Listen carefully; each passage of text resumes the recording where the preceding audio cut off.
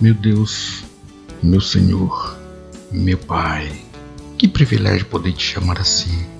Oh, aleluia. Obrigado por pensares em mim antes da criação do mundo.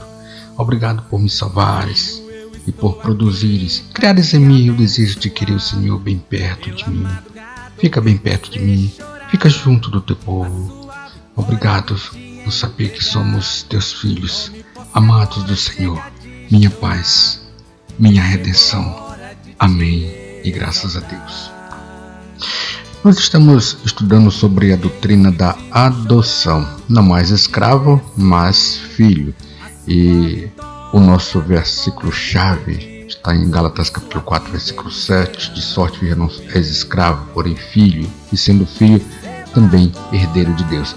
No episódio passado nós aprendemos sobre o significado da adoção, que quer dizer a posição de filho que tomamos agora em Cristo Jesus. Hoje nós vamos dar continuidade para falar quando se efetua a adoção. Devo salientar novamente que não se pode separar os diversos aspectos da salvação quanto ao tempo ou à ordem que acontece.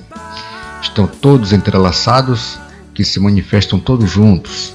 Contudo, para melhor compreendermos esses aspectos, vamos estudá-los separadamente e entender que a adoção é de natureza eterna e por isso não é limitada ao tempo.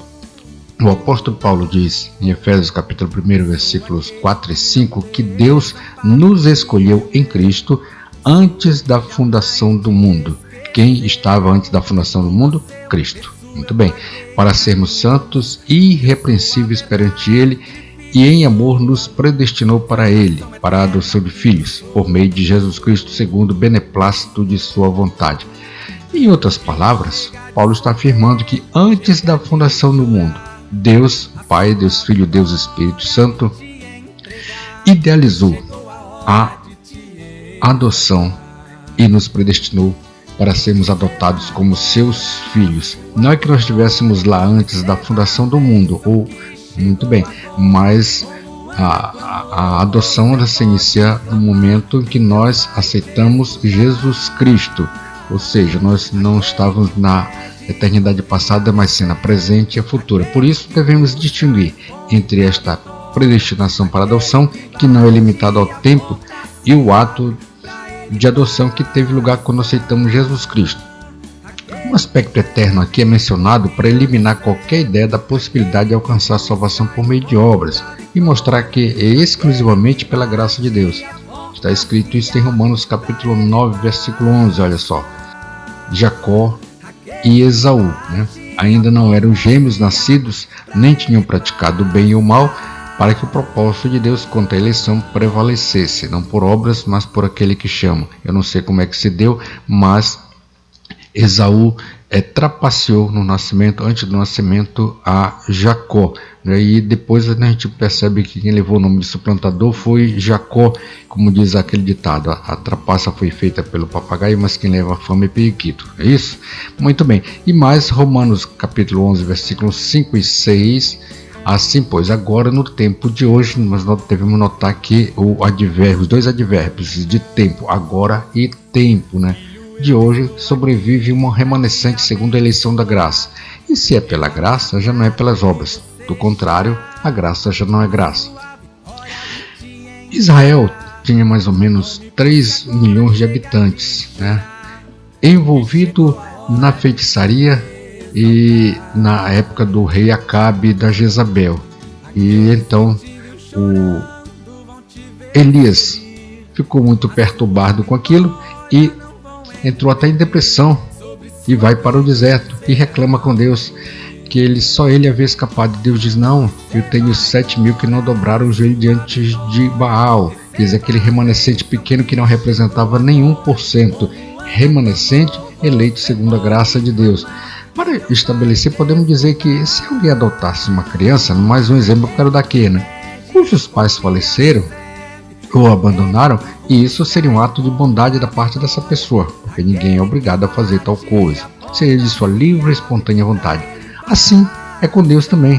É de sua imensa graça que Ele nos adota para dentro da sua família, porque nada fizemos para merecer esse tal amor.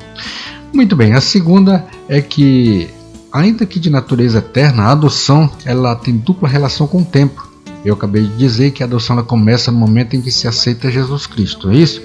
A segurança, meus irmãos, da salvação não é como alguns pensam, uma verdade obscura que venha a ser revelada algum dia no futuro distante. Pelo contrário, é uma bendita verdade que se pode experimentar e desfrutar neste presente momento pela adoção. O apóstolo João creu nisto dizendo na sua primeira epístola, capítulo 3, versículo 2, dizendo o seguinte: amados, agora somos filhos de Deus. E Paulo disse em Gálatas 3:26, pois todos vós sois filhos de Deus mediante a fé em Jesus Cristo. A adoção, portanto, é uma realidade para ser desfrutada por todos os crentes. Ainda que não possamos compreendê-la nem explicá-la, não deixa de ser verdade. Quanto mais assimilarmos esta gloriosa verdade, tanto mais nos encontraremos em conflito com o mundo. A adoção ela é compreendida e apreciada somente por aqueles que já experimentaram o novo nascimento.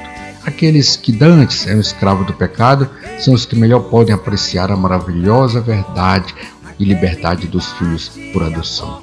Muito bem, o segundo é que a adoção ela completa-se na ressurreição do corpo por ocasião da segunda vinda de Cristo. Olha, no presente momento, o mundo não nos reconhece como filhos de Deus. Tal verdade ela é revelada somente pela fé que o mundo não conhece. Mas no dia da ressurreição, quando o nosso corpo for remido, esta preciosa verdade será revelada abertamente ao mundo que ficará admirado.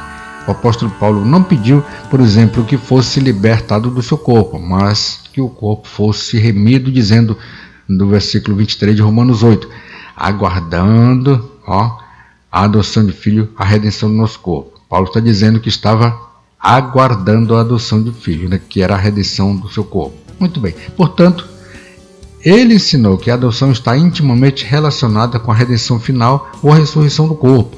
O corpo será redimido para que recebamos a herança prometida pela adoção. Por quê? Todos nós sabemos o que está escrito em 2 Coríntios capítulo 5, versículo 10. Importa que todos nós compareçamos perante o tribunal de Cristo para que cada um receba segundo o bem ou mal que tiver feito por meio do corpo. O apóstolo João também diz, continua dizendo na sua primeira epístola, que é ali o versículo 2, mas vamos ler todo esse texto, versículos 1 a 3 de 1 João 3. Vede que grande amor nos tem concedido o Pai, ao ponto de sermos chamados filhos de Deus. E de fato, somos filhos de Deus. Por essa razão, o mundo não nos conhece, porquanto não conheceu a Ele mesmo. Amados, agora somos filhos de Deus e ainda não se manifestou o que havemos de ser. Sabemos que quando Ele se manifestar, seremos semelhantes a Ele, porque havemos de vê-lo como Ele é. E assim se purifica todo o que nele tem esta esperança, assim como Ele é puro. Graças a Deus. Meus irmãos, quando alguém aceita Jesus como seu Salvador, imediatamente ele goza a bendita realidade da adoção. Mas isto não será reconhecido pelo mundo até a vinda de Cristo. Só nessa altura o crente será completamente colocado na posição de filho. Nós vamos parar aqui e na semana que vem nós vamos dar continuidade no terceiro episódio para falar sobre os benefícios ou o que alcançamos com a adoção. Até lá, que Jesus te abençoe. Sou aquele que não desampara um filho meu, sou eu que jamais